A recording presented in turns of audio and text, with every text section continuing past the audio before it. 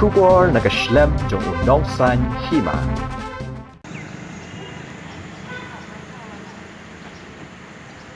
Kumshi benda ban kan mau burom ya Riewkhraw jong kajat ban riu ha kalukhu sngiap kaba shispa prapen riu snem jong utirot sings em kabadai menta kasngi ka khatnyo tarik unaitung arhajar arpoi kinong elam jong ka National People's Party harangkat bat ka National People's Youth Front kila kan mau burom ya uni Riewkhraw da kaba lejbu sentiu ha umot sa kan mau hamadan yo ranghap laj mukra.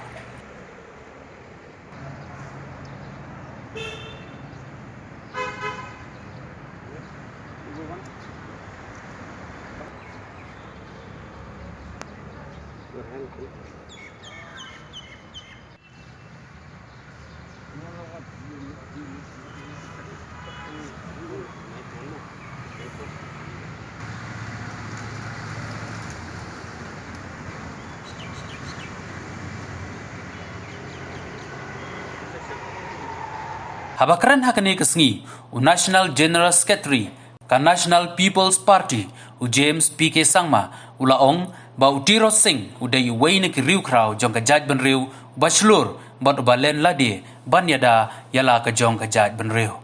shu ulaong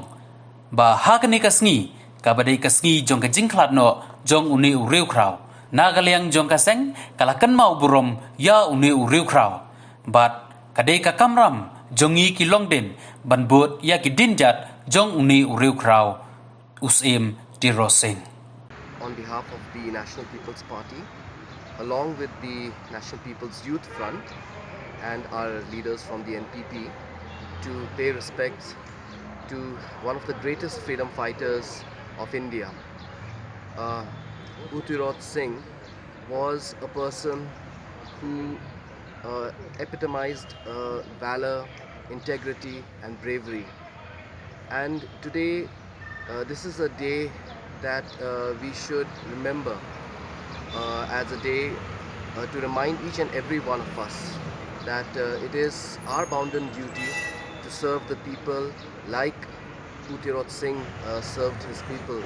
that we must serve our people selflessly and with sincerity and with dedication. I'm very happy to be here,